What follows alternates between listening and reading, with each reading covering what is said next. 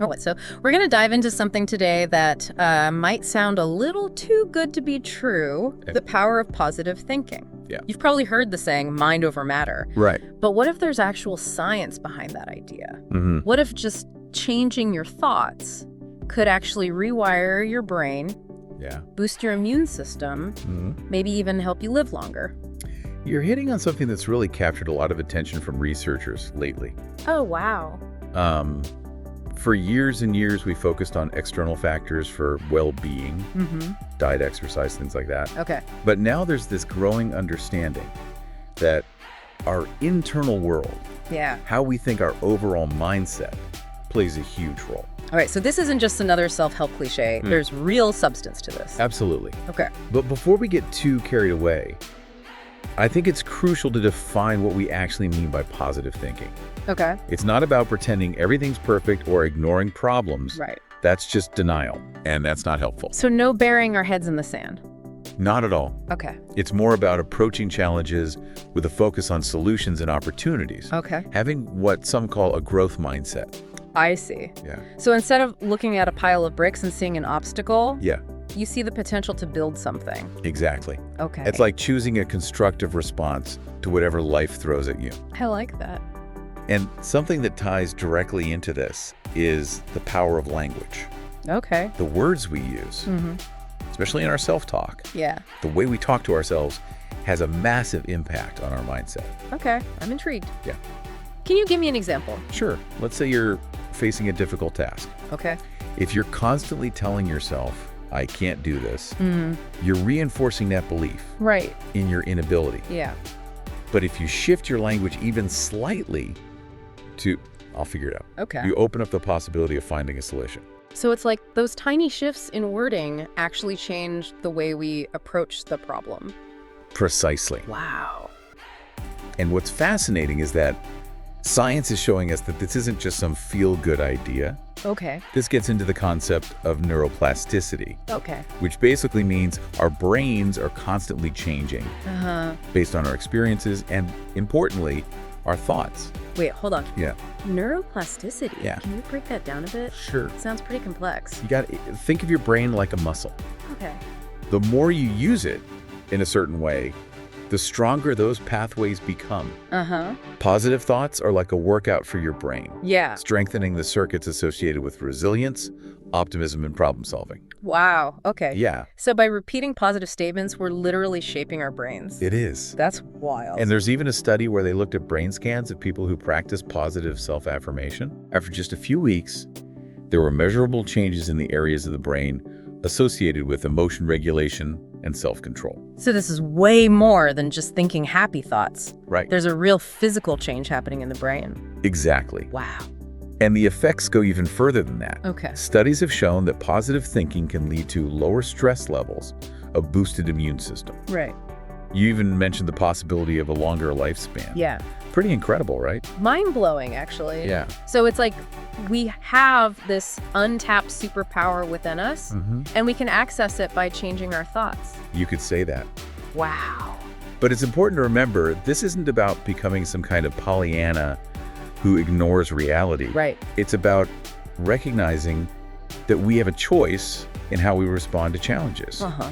And that choosing a positive approach can actually have a profound impact on our minds and bodies. This is already making me rethink how I approach, well, pretty much everything. Yeah. Okay, so we've established that positive thinking isn't just some fluffy concept. There's real science behind it. Yeah. But how does this play out in our everyday lives? Well, let's start with something we all face: setbacks. Okay. Have you ever noticed that some people seem to bounce back from challenges even stronger than before? Yeah, absolutely. Yeah. They hit a roadblock and somehow it fuels them instead of breaking them. It's like they're made of something different. That's resilience in action, Okay. and it's closely linked to positive thinking. Mm-hmm. When you approach setbacks with an optimistic outlook, you're more likely to see them as opportunities for growth rather than defeats. So instead of dwelling on what went wrong, they're asking, okay, what can I learn from this? Exactly. How can I use this to become better? And there are some amazing real-world examples of this. Oh, yeah? One that comes to mind is this entrepreneur I read about. Okay. She was laid off from a high-powered job in finance. Uh-huh. And instead of panicking, she saw it as a chance to pursue her dream of opening a bakery. Wow. Fast forward a few years, and her business is thriving. Okay, so she took this huge setback and turned it into something positive and ultimately successful. Yeah, It really is about perspective, isn't it? it really is. And this applies to all areas of our lives, Right. not just our careers. Exactly. Let's think about relationships, for example. Yeah. Have you ever noticed that positive people just seem to attract others? Yeah, It's like they have this magnetic energy about them. it's true. A big part of it is that they tend to approach interactions with an open mind and a genuine desire to connect. Okay. They focus on building others up, celebrating wins, and offering support during tough times. So it's less about me, Yeah, and more about fostering genuine connections with others. exactly. And because they're not bogged down in negativity or constantly complaining, their relationships tend to be more harmonious and fulfilling. Right. It's like they create a positive ripple effect that spreads outwards. This is fascinating. All right, so we've talked about resilience and relationships, but what about our careers? Yeah. Does positive thinking really make a difference in the workplace? It absolutely does. Really? Think about it. Who would you rather work with? Okay. Someone who constantly complains and sees problems everywhere, Yeah. or someone who approaches challenges with optimism and a can-do attitude? Well, the answer is pretty obvious, Right. but is there more to it than just being pleasant to be around? Definitely. Okay. Studies have shown that positive thinking is linked to increased productivity, creativity, and even better problem-solving skills. Wow. When you believe in your ability to find solutions, you're more likely to persevere through challenges and come up with innovative ideas. So employers should be actively seeking out people who have this positive outlook. Yeah. It sounds like it benefits everyone. It really does. That's great. And beyond the individual benefits, a positive work environment where people feel supported and encouraged can boost morale, improve collaboration, and ultimately lead to greater success for the entire team. Okay, so we've covered resilience, relationships, and careers. Right. All areas where positive thinking can make a huge difference. Mm-hmm. But we haven't talked much about the practical side of things. Yeah, How do we actually cultivate this positive mindset? that's a great question. Yeah. And that's where we'll pick up in part 2 of this deep dive. Okay. We'll explore some specific techniques and strategies that can help you shift your thinking and unlock the amazing power of positive thinking. All right. I can't wait to get into that. Yeah. This is already giving me so much to think about. Okay. I have a feeling our listeners are going to be hooked. Welcome back to our deep dive into positive thinking. Yeah. Last time we explored the science behind it, the impact on our resilience, and even how it can strengthen our relationships and careers. Right. But now let's get to the good stuff. How can we actually put this into practice? It's one thing to understand the concept, Right. but putting it into action is where the real magic happens. Okay. And luckily, there are some really practical techniques that can help us shift our mindset and tap into this power. Okay, I'm all ears. Right. Where do we start? One of the most powerful yet often overlooked techniques is gratitude practice. Okay. Have you ever tried keeping a gratitude journal?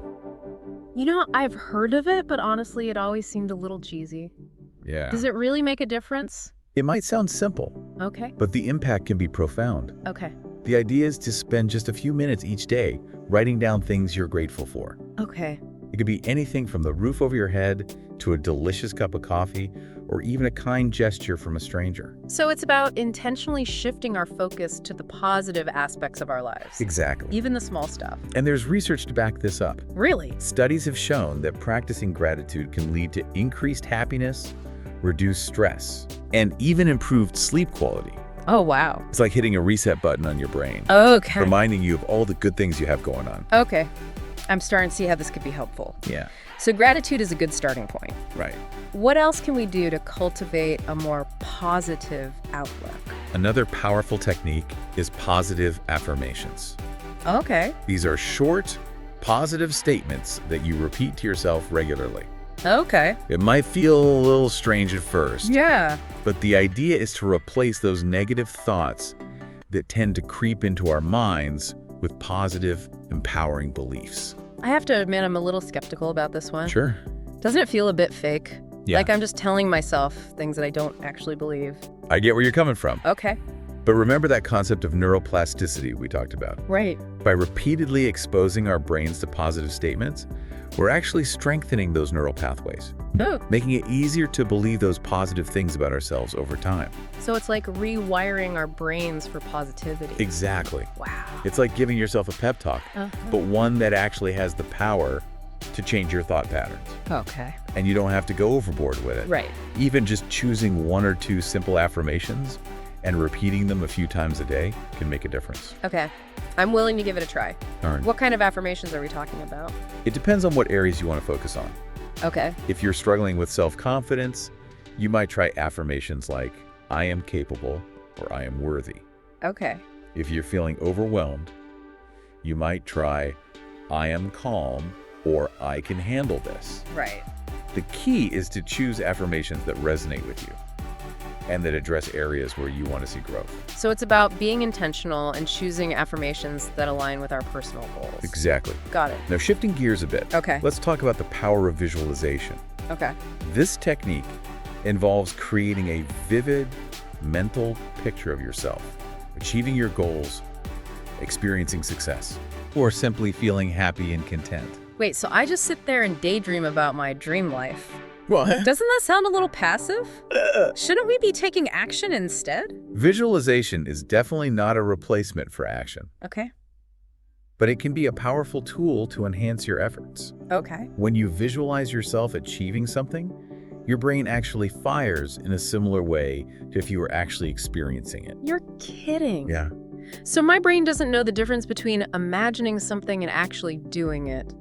Not exactly. Okay. But the neural activity is surprisingly similar. Wow. And this is where things get really interesting. Okay. By repeatedly visualizing success, you're essentially training your brain to believe it's possible, Okay. which can boost your motivation, confidence, and even improve your performance. Okay, so visualization is like a mental rehearsal for success. It Exactly. helps us build that belief in ourselves. And it's not just about achieving specific goals. Right. You can also use visualization to cultivate positive emotions like joy, peace, or even just a sense of calm. So if I'm feeling stressed or anxious, I can actually visualize myself feeling calm and relaxed. Exactly. It's like creating a mental oasis where you can escape to whenever you need a boost of positivity. I love that. Yeah. Okay, so we've covered gratitude, positive affirmations, and visualization. Right. What other tools can we add to our positive thinking toolbox? Well, this one might seem a bit counterintuitive, Okay. but mindfulness meditation can be incredibly helpful in cultivating a more positive mindset. Wait, isn't meditation about clearing your mind? Yeah. How does that tie into positive thinking? It's not necessarily about clearing your mind completely, Okay. but more about becoming aware of your thoughts and feelings without judgment. Okay. Often our negativity stems from dwelling on the past or worrying about the future. Mm-hmm. Mindfulness helps us stay present, which can reduce stress and allow positive emotions to surface. So it's like creating space for positivity to emerge by quieting those racing thoughts. Exactly. Right. I like. And even just a few minutes of mindfulness practice each day can make a big difference. Wow. You can try guided meditations, breathing exercises, or simply taking a few moments to focus on your senses, Okay. the sights, sounds, and sensations around you. This is starting to sound like a pretty well-rounded approach to shifting our mindset. Yeah. We've got tools for gratitude, positive self-talk, visualization, and mindfulness. Right. Anything else we should add to the mix? One last but very important piece of the puzzle is surrounding yourself with positivity. Okay. The people we spend time with and the information we consume have a huge impact on our outlook. You know, I've heard the saying, you are the average of the 5 people you spend the most time with. Yeah. Is there truth to that? There's definitely something to it. Okay. If you're constantly surrounded by negativity, it's going to be a lot harder to maintain a positive mindset. But if you surround yourself with people who lift you up, inspire you, and believe in you, Yeah. it's going to be much easier to cultivate that positivity within yourself. So it's like creating a positive feedback loop. Exactly. Positivity breeds more positivity. And this extends to the content we consume as well. Right. Make a conscious effort to fill your life with uplifting books, podcasts, movies, and music. Okay. Limit your exposure to news and social media, which can often be a breeding ground for negativity. So it's about being mindful of the energy we allow into our lives and choosing to surround ourselves with influences that support our positive growth. Exactly. I'm starting to see how all these pieces fit together. It's like creating a positive ecosystem for your mind to thrive in. I like that. And remember, it's not about being perfect or avoiding all negativity. Right. Life is full of ups and downs. Yeah. But by developing these practices, you'll be better equipped to navigate those challenges and bounce back even stronger. This is also empowering. Yeah. It's like we have more control over our happiness and well-being than we realize. Absolutely. But I have to ask, Sure. what about those times when we're facing really tough challenges? Mm, Can positive thinking really help us through those dark moments? that's a great question, and one we'll definitely delve into in part 3 of our deep dive. Oh, We'll explore how to maintain a positive mindset when life throws us curveballs, right. and how to use these tools to build resilience and overcome adversity. Stay tuned. Welcome back to our final part on positive thinking. I feel like my brain is already doing bicep curls with all these new techniques. Yeah. But real life isn't always sunshine and rainbows. How do we stay positive when things get tough? That's the million-dollar question, isn't it? And it's where the true power of positive thinking comes in. Okay. It's not about denying the tough stuff. It's about how we navigate it. Okay, so we're not talking about toxic positivity where you just slap a smile on it, pretend everything's fine. Absolutely not. It's more about acknowledging the difficult emotions. The sadness, the anger, the fear, Right. allowing ourselves to feel them fully, Right. but not letting them consume us. So it's about finding that balance between acknowledging the hard stuff and not letting it drag us down. Exactly. And that's where those tools we discussed earlier come into play. Okay. Gratitude, for example, can be a powerful antidote to negativity. Even when things feel bleak, there's always something to be thankful for. So even if the only thing I can be grateful for is that I have a warm blanket and a roof over my head, that's a starting point. Absolutely. You might not feel like much, Yeah. but those small flickers of gratitude can help shift your perspective and remind you that even in the midst of darkness, there's still light. I see. And what about positive affirmations? Can those really help when you're facing a major setback? They absolutely can. Remember, our thoughts shape our reality when we're going through a tough time. It's easy to fall into a spiral of negative self-talk. Right. Affirmations can help interrupt those patterns and replace those negative thoughts with more empowering beliefs. So if I'm feeling like a total failure after a job rejection, instead of saying I'm never going to find a job, I could try something like, I am capable and I will find the right opportunity. Exactly. It might feel forced at first, Yeah. but the more you repeat those affirmations, the more you start to believe them. And that belief can be a powerful motivator to keep going, even when it's hard. Okay, that makes sense. And what about visualization? Can that help us overcome challenges? Visualization can be a powerful tool for building resilience.